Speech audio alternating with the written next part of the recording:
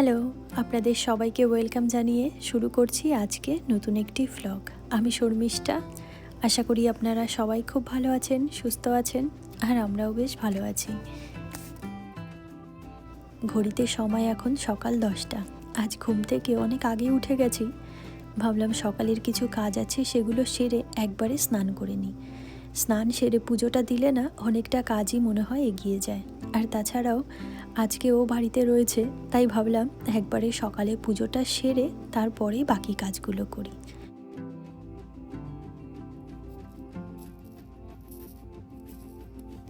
আর আজকে ঠাকুরকে ভোগ দেওয়ার জন্য কিছু ফলও কেটে নিচ্ছি। ওই ফলের মধ্যে আছে কিউই, স্ট্রবেরি আর কয়েকটা আঙুর।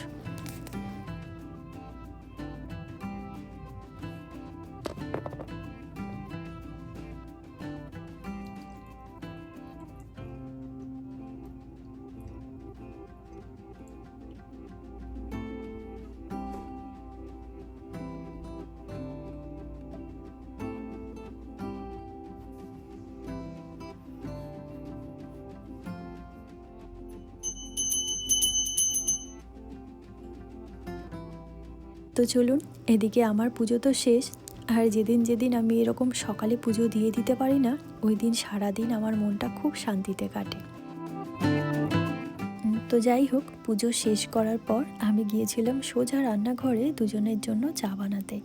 আর আজকে তো ওর ছুটি রয়েছে, আপনাদের বললামই, সেই জন্য আরও সকাল সকাল সমস্ত কাজটা সেরে নিয়েছি। এদিকে সকালের চা খাওয়ার পর সোজা এসেছি রান্নাঘরে। এখন দুজনেই দুপুরে রান্নাটা সেরে নেব। কয়েকদিন আগে বাজার থেকেই মাটনটা নিয়ে এসেছিলাম। আজ ভাবলাম এটাকেই রান্না করি। আর আজকে না খুব বেশি কিছু রান্না করতেও ইচ্ছা করছে না, ওই জন্যই আর কি ঘুম থেকে উঠেই আগেই মাটনটা বের করে রেখেছি।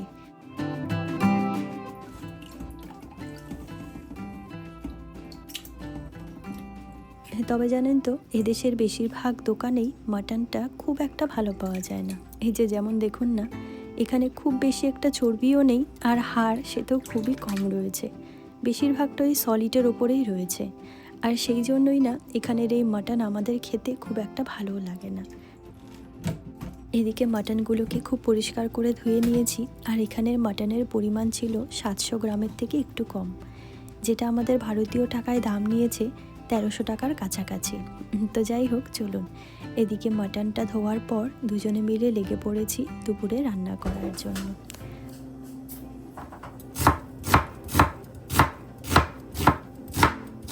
বেশিরভাগ দিন তো রান্নাঘরে আপনারা আমাকে একাই দেখেন, তবে আজকে কিন্তু রান্নাঘরে আমার সঙ্গে একজন হেল্পার নিয়ে এসেছি।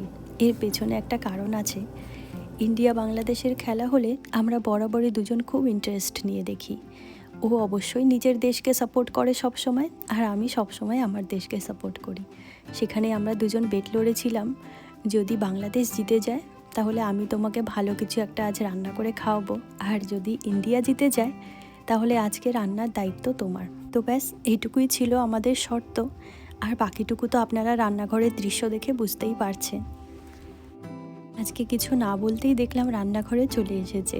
যাই হোক, যদিও কালকে ওকে একটু ভয়ই দেখিয়েছিলাম, একদিনের জন্য একটু ছুটি পেয়েছে, তাকে দিয়ে কি আর রান্না করানো যায়। তাই ওকে বললাম, তোমার রান্না করার দরকার নেই, আমিই করছি, তুমি বরং এই জিনিসগুলো আমাকে একটু কেটে গুছিয়ে দাও। তো সব কিছু কেটে মশলা তৈরি করেও দিয়েছে। আর আমি ততক্ষণে চলুন এবার চট করে রান্নাটা করে নিই। এদিকে মাটনটাকে হাফ মশলা দিয়ে ম্যারিনেট করে রেখে দিচ্ছি, আর বাকি মশলাটা কষিয়ে নেব। আর দুটো বড় বড় রসুন রেখেছিলাম পরিষ্কার করে, সেটাও এখন এর সঙ্গে ম্যারিনেট করে রাখবো।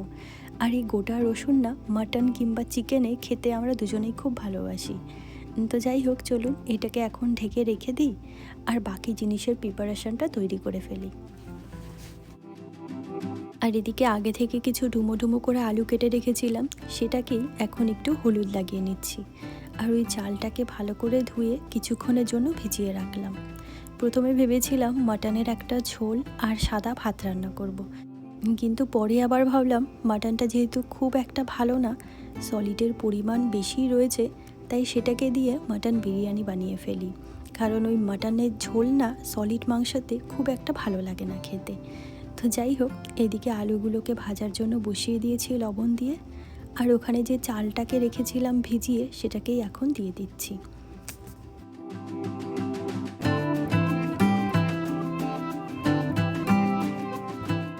আর এদিকে দেখেছেন আজ রান্না করতে হয়নি বলে একের পর এক ঘুষ সে নিজে থেকেই দিয়ে যাচ্ছে।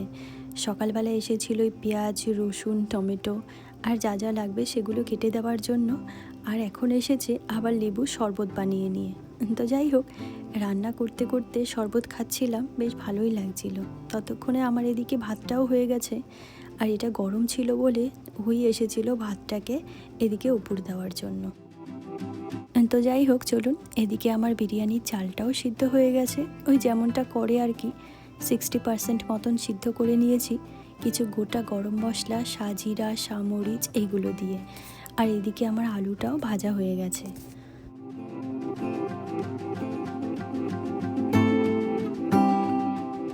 আর এদিকে মাটনটাকে রান্নার জন্য কিছুটা রসুন ভেজে তাতে পেঁয়াজ দিয়ে দিয়েছি। আর এখানে কিছুটা উষ্ণ গরম দুধ রেখেছিলাম, তার মধ্যে এখন এক এক করে কিছুটা কেসার আর একটু বিরিয়ানির মশলা সেটাকে ভালো করে মিশিয়ে নেব।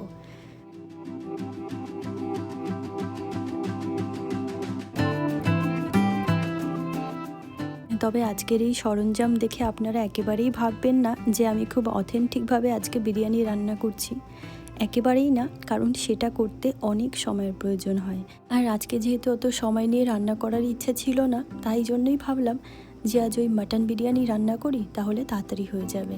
ওই ঘরোয়াভাবে কোনো রকম চটজলদি ফাঁকিবাজি যাই বলুন না কেন, সেভাবেই আর কি রান্না করার চেষ্টা করছি।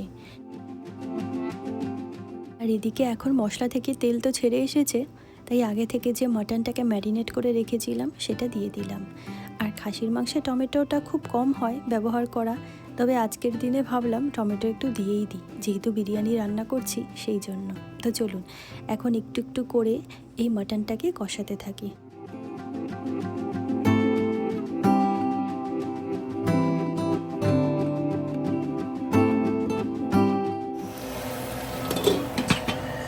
আর এদিকে মাটনটা আমার মোটামুটি একটু তৈরি হয়েছে, তবে আজ না এটাকে আর প্রেশারে দিইনি, ওই অল্প আঁচে অনেকক্ষণ ধরে কষিয়েছি।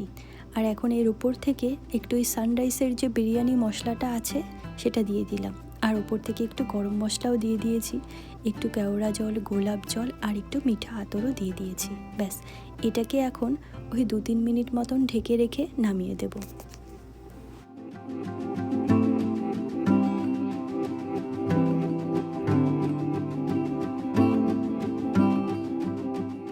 তো চলুন, এদিকে আমার মাটনটা প্রায় হয়ে গেছে, আর বাকি যেটুকু আছে সেটুকু ওই দমে বসালে হয়ে যাবে। আর রান্নার পর না উপর থেকে শুধু আলুগুলোকেই দেখা যাচ্ছে, মাটনগুলো তো ওই তলায় পড়ে গেছে। এদিকে আমার মাটনটা তো হয়ে গেছে, আর এটা করতে করতে এর পাশাপাশি যা যা লাগবে বিরিয়ানির চাল থেকে শুরু করে আরও যা যা লাগবে সব এক এক করে পাশে গুছিয়ে নিয়েছি। আর এখন এই বিরিয়ানির সর্বশেষ ধাপ এক এক করে লেয়ার তৈরি করা, সেটাই তৈরি করছি। এদিকে প্রথমেই মাটন দিয়েছি, তার উপরে চালটা দিয়ে দিয়েছি। প্রথম লেয়ারটাতে শুধু আমি মাটনই দিয়েছি, তবে বাদবাকি যা কিছু দেওয়ার সব কিছুই সেকেন্ড লেয়ার থেকেই শুরু করব। আর এদিকে আমি না কিছুটা ঘি মেল্ট করে রেখেছিলাম, সেটা এখন একটু দিয়ে দেব ওই ভাতের ওপরে।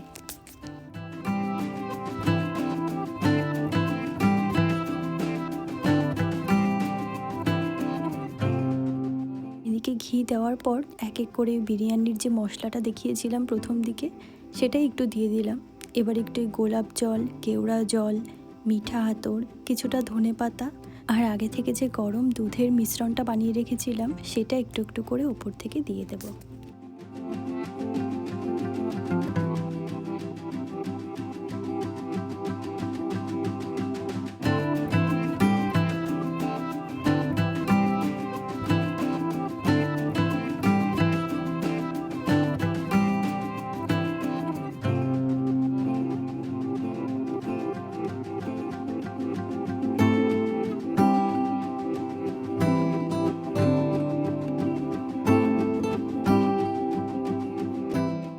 তো ব্যাস, এদিকে আমার প্রথম লেয়ারটা তো তৈরি হয়ে গেছে।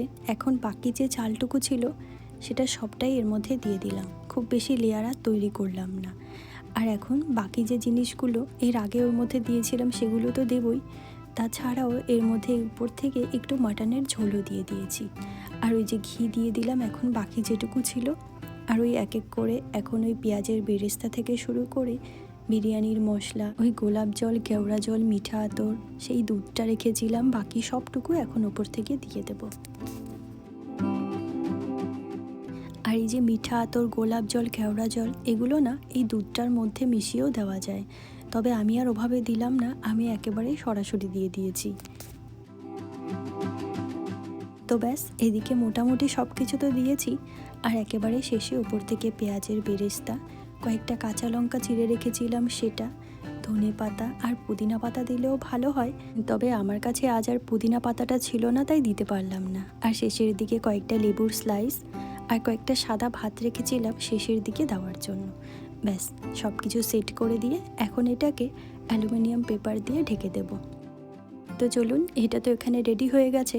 45 মিনিটের মতন এখন এটাকে দমে বসিয়ে রাখবো। প্রথমেই 5 মিনিটের মতন গ্যাসের ওভেনটা একটু বাড়িয়ে দিয়েছিলাম, পরে একদম কমিয়ে রেখেছি। আর ততক্ষণে এদিকে আমি একটা ধনেপাতার চাটনিও বানিয়ে নিলাম।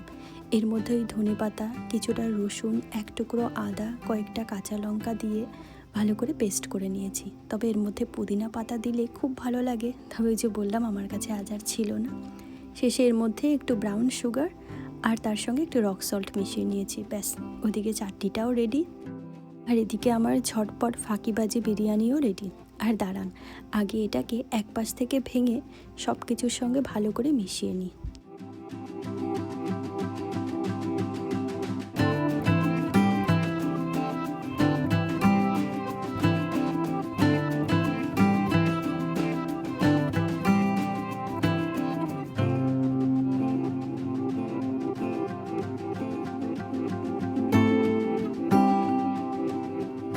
তো চলুন, এদিকে আমাদের গরম গরম বিরিয়ানি একেবারেই রেডি।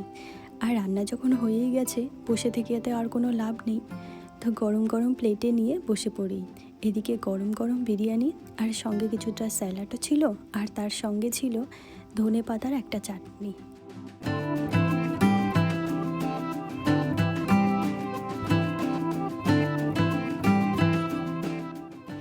দেখে কিন্তু বেশ ভালোই মনে হচ্ছে, তবু না খেয়ে কিছু বলতে পারছি না। তো চলুন, এখন আমরা ঝটপট বসে পড়ি এই গরম গরম বিরিয়ানি নিয়ে। অথেন্টিক যে বিরিয়ানি হয় সেটা তো খেতে সবারই ভালো লাগে, আর সেটা হয়ও খুব ভালো, তবে তা বানাতে অনেক সময়ের প্রয়োজন হয়। তাই মাঝে মাঝে আমরা এইভাবেই ফাঁকিবাজি বিরিয়ানি বানিয়ে ফেলি। যারা একদম প্রপার বিরিয়ানি পছন্দ করেন তাদের কথা আলাদা, তবে যদি কেউ চান ঝটপট বিরিয়ানি বানিয়ে ফেলবেন, তবে একবার চেষ্টা করে দেখতে পারেন।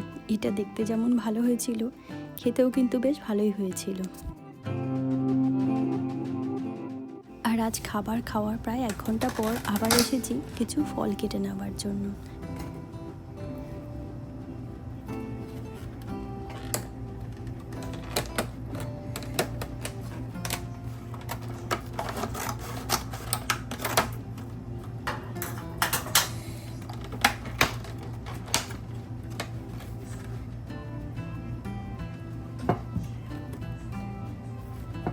আজ ঠাকুরকে প্রসাদ দিয়েছিলাম এই কিউই আর স্ট্রবেরি দিয়ে, তো ভাবলাম আজ আমরাও দুপুরবেলায় খাবার শেষ করে এটা নিয়েই বসে পড়ি।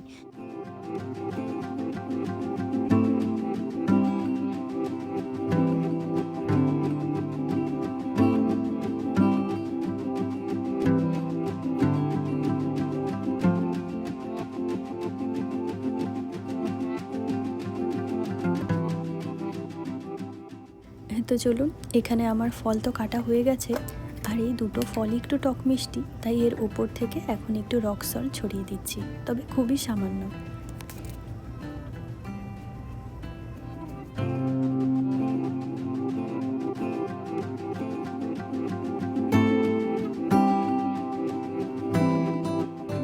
এই ব্যালকনিখানাতে এসে বসতে সব সময় খুব ভালো লাগে। মাঝে মাঝে তো মনে হয় খাবার টেবিলখানা নিয়ে এখানে চলে আসি। বাইরে দেখেছেন কি সুন্দর হাওয়া বইছে। দুপুরের ফল তো খেয়ে নিয়েছি, আর এখন আমার ওই যে সব শেষে যে কাজটা থাকে সেটা করতে এসেছি। 2 গ্লাস জলের মধ্যে দুজনের জন্য মেথি ভিজিয়ে রাখছি, পরদিন সকালে উঠে এটা খাওয়ার জন্য। আর কিছুটা বাদামও ভিজিয়ে রাখবো। তো চলুন, এই সঙ্গে আজকের মতন আমার ভ্লগটি আমি এখানেই শেষ করব। আবার আপনাদের সঙ্গে দেখা হবে খুব শীঘ্রই নতুন একটি ভ্লগ নিয়ে। ততক্ষণের জন্য আপনারা সবাই খুব ভালো থাকবেন, সুস্থ থাকবেন। আর আমার ভ্লগগুলি যদি আপনাদের ভালো লেগে থাকে একটা লাইক করে চ্যানেলটিকে সাবস্ক্রাইব করে নেবেন। তো চলুন আজকের জন্য টাটা।